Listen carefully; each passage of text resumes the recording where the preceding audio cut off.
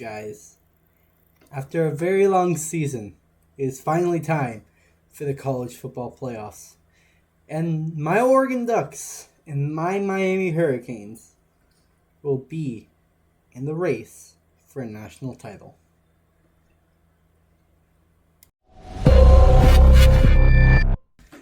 Yo! What's going on, everyone, and welcome to Storm the Field with DJ. I am DJ, and today we are going to be doing my college football playoff bracket predictions, as well as just talking about how my season's predictions went, and overall, the Miami Hurricanes have made the college football playoffs. That is the number one thing I am still hyped about. That this is currently being recorded at 10:49 p.m. the same day that the final rankings came out, and I'm still buzzed. This is so exciting. But with that being said, let's get into the first thing, which is going to be reviewing my predictions for the Ducks and the Hurricanes this season. Now, looking at this, look at me, right there. So ready for the season, and the season went pretty similar to what I expected for each of these teams. Just a small error between these two teams. So the Ducks did finish off 11-1, winning each of their first 4 games handily. Then going into Beaver Stadium, they actually got a win there over Penn State in an overtime thriller with the Dylan Thieneman interception. We all know my reaction to that. Thieneman! Yeah! Woo! So yeah, but after that, the one I definitely did not see coming was the Hoosiers beating Oregon at Autzen. I don't think anyone in the country thought that the Indiana Hoosiers were really going to be the Big Ten champions at the end of the year. Not only that, but they are the number 1 team in the country. As well, Oregon did finish all these games with W's, ending off 11-1. Now, Miami is a little bit different, because unlike Oregon, where I had the correct record, I had the wrong record, but predicted a correct loss with the Hurricanes losing to SMU at Gerald Ford Stadium. What I did not have is Miami losing to Louisville in the 6th game of the season for the Canes. Not a great loss for us, but we were able to bounce back and make the college football playoffs because of this game right here. The game that started the season off for the Hurricanes, Week 1, Sunday, August 31st, when Miami took on the Notre Dame Fighting Irish. And at the end of the season, the final playoff spot came down between Miami and Notre Dame. And even though Notre Dame had been ranked at least a spot above Miami ever since Miami's second loss, with conference championship weekend and a BYU dismantling by Texas Tech, the committee finally had Miami and Notre Dame next to each other, and head-to-head finally came into play, pushing the Hurricanes into the college football playoffs. And I am still stunned. I am still buzzed. It is currently almost 11 p.m. at the time of recording this, almost a full 12 hours since the release of the bracket, and I am still stunned. I mean, I knew we were going to be in. Either Alabama was going to be left out or Notre Dame was. But, wow, it is a great feeling, especially after last year having a team that kind of deserved it. I think they should have been in over a team like Clemson, or even a team like SMU. They would have performed better. Granted, would have been a very high-scoring affair, but they could have been in. They were the second team out for a reason. And this year they are in the playoffs. So, with both my teams being in the playoffs, let's check out how I think the playoffs is going to go. So we already have the first round set up. You can see here, my Oregon Ducks are going to take on the James Madison Dukes. I've been very high on James Madison ever since they joined the FBS level. And, I mean, their first year, almost undefeated, were unable to make the Sun Belt Conference Championship due to rules. But they would have been the best team in the Sun Belt. Played very well last year in their second year in the FBS. But we all know what's happening. December 20th, 7:30 Eastern Time, the Ducks are going to put up massive points against this JMU team because, as a lot of people are now saying, I don't think auto bids are the best idea. You have two group of five teams that are going to get absolutely steamrolled. Maybe Tulane puts up a fight. I could definitely see that happening. But James Madison is going to get steamrolled over in these playoffs. Stop giving auto bids. They don't need to happen. Just put the 12 best teams in. You would have never had an argument from Miami fans, from Notre Dame fans, from Alabama fans. Maybe just a little bit on ranking. But other than that, you would have no complaints. And I do think this auto bid system is a little bit broken. But we are in year 2 of these playoffs, so we are going to continue fixing what has been broken. So Oregon will face off against Texas Tech in the second round. At least that is my prediction.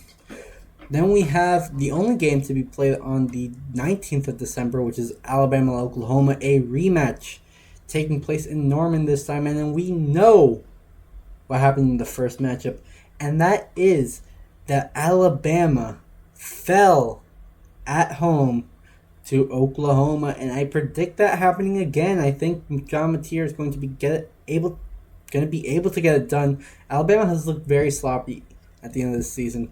Also, we'll continue saying this, not the highest on Kalen DeBoer as a coach.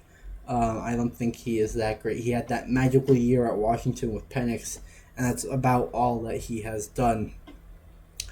Next we have Tulane and Ole Miss. This is a very interesting game to me because Ole Miss is now without Lane Kiffin.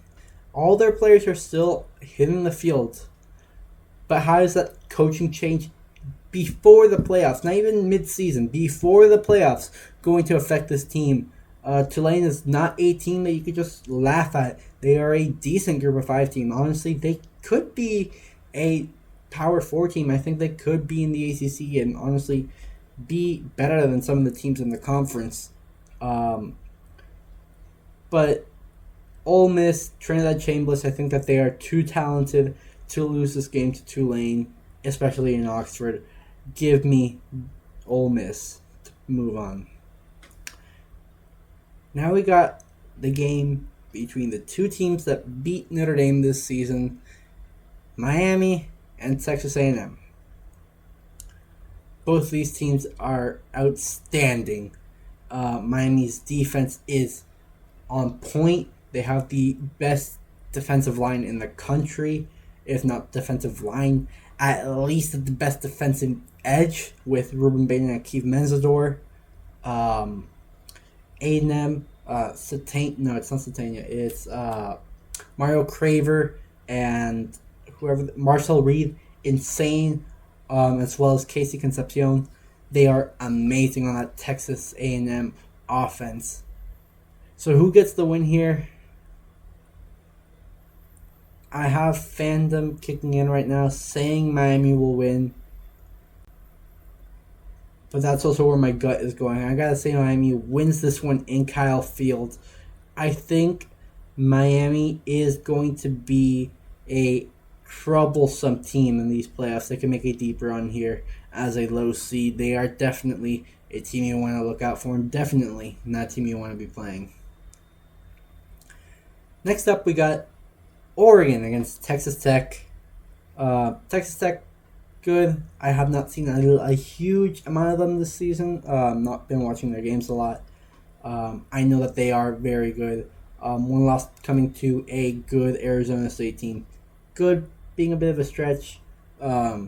But Sam Levitt is not a bad quarterback, and that Arizona State team has a lot of heart. Plus, that was no way loss. So, give a little bit of leniency to Texas Tech. But the Oregon Ducks are coming out hot. After a huge win over Washington, a huge win over USC, I think the Ducks take the Orange Bowl and go on to the college football playoff semifinals and play in the Peach Bowl against who? Well, Indiana and Oklahoma. Who's gonna win this one? And I'm gonna skip this one for a moment for Georgia Ole Miss. We're just gonna go quickly through this one. Now without a head coach, Ole Miss is gonna struggle. We also saw this matchup in the regular season, and we saw who won. Georgia's gonna pull away with the W on this one, going to the Fiesta Bowl. Next, we have Miami, Ohio State. Now, these two teams are going to compete. These are two teams that hate each other. Miami looking for revenge for 2002, 24 years in the making. 2023 if you count that's not happening in 2026. But it's been a long time coming. Miami looking for that revenge over the Buckeyes. But the Buckeyes are one of the best teams in the country. And sad to say, I think this is where I see my Canes go out at the hands of the Ohio State Buckeyes. I just think that they are one of the best teams in college football and that they will be able to take care of business against Miami. It will be close. I don't think it will be a shutout, and Miami definitely has a chance to win this game, but I gotta give the edge to Ohio State. I think that they are a amazing football team. Julian Sang is a great quarterback, of course, Jeremiah Smith, but that defense is also very scary to go up against for opponents. Now, the reason I wanted to skip this Indiana-Oklahoma game is because I want to say something that kind of spoils the rest of my predictions, which is this year feels special for the Hoosiers. This, to me, feels like the first year of a dynasty.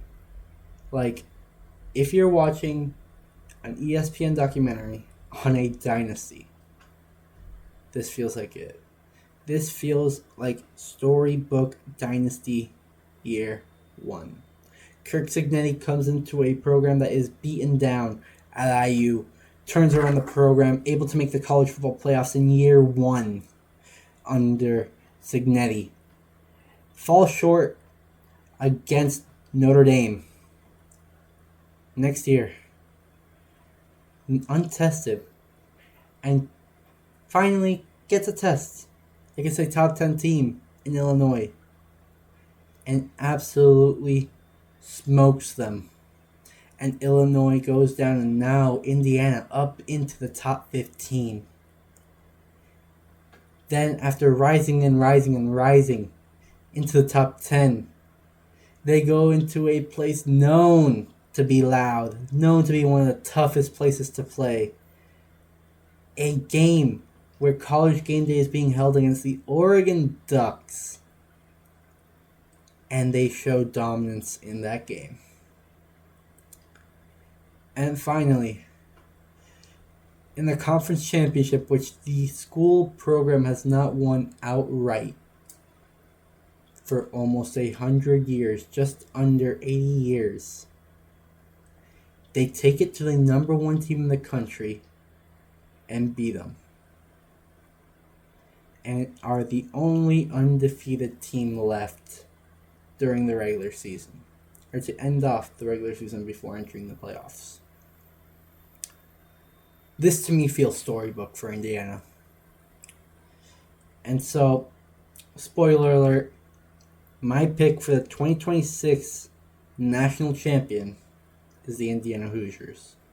But let's see how they get there. Obviously, they would beat Oklahoma and face off against Oregon in a rematch in the college football playoff semifinal.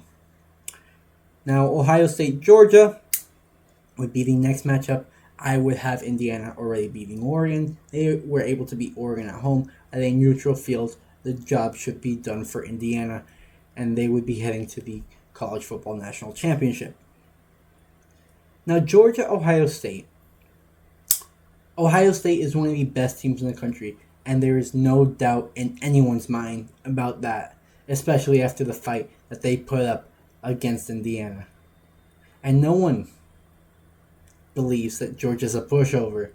They just took it to an Alabama team who was one of the hottest teams in the country, up there fighting for a playoff spot, only with only 2 ranked losses, including a win. And they have a win against Georgia at Athens, in Athens, at Sanford Stadium. And they put belt to ass against that team. Who comes out on top? I think Kirby Smart and the Bulldogs do. I think that they pull out the win over Ohio State and go on to play for a national title against Indiana. But at the end of the day, I think Fernando Mendoza and those Indiana Hoosiers are going to be too much to handle, and Indiana wins its first national championship in program history, or at least I believe it would be the first national championship in program history.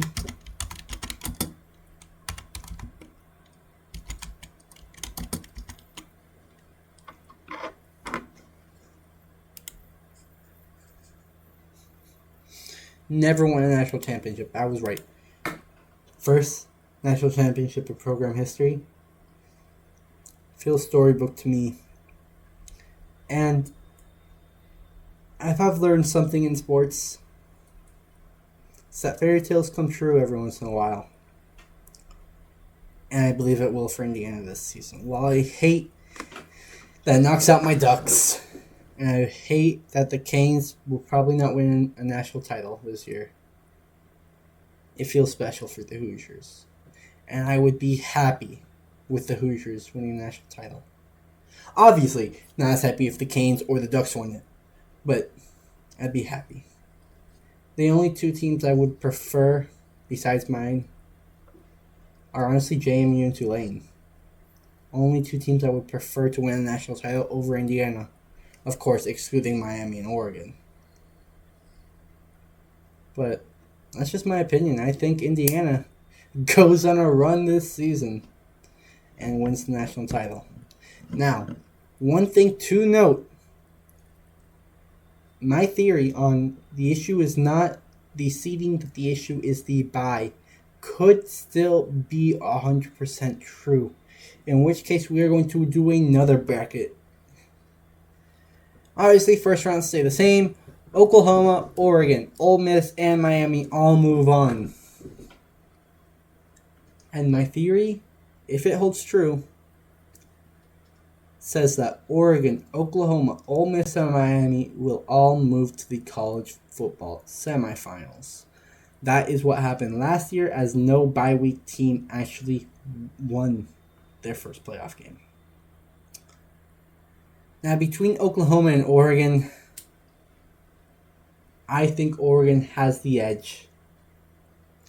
I think Moore is better than Mateer, and the Oregon defense is going to be tough for that Oklahoma offense, who has been struggling. That defense is going to be way too tough for them to overcome. And for Ole Miss, Miami,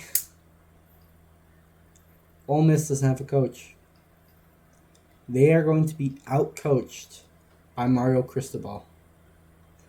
And this leads to the number 1 national title I did not want, which would be between my Miami Hurricanes and my Oregon Ducks.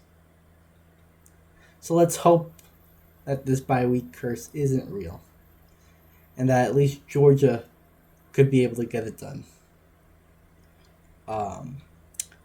Or Texas Tech, or Indiana, and allow for that not to happen. I know it sounds like a bad fan, wanting one of my teams to lose, but it's just too much from the heart, man, to see those two play each other, especially for a national title. But yeah, thank you guys so much for watching. Again, if you guys did like the video, like the video, subscribe, and comment down below. Are you happy about the Canes being in? Should the Canes be in? Should Notre Dame be in? Should Alabama be out? What do you think about how the bracket ended up being? And do you agree with my picks for the bracket? As always, thank you so much for watching. My name is DJ. I bleed orange and green and yellow. And DJ out. I'll see you all in the next one. Peace.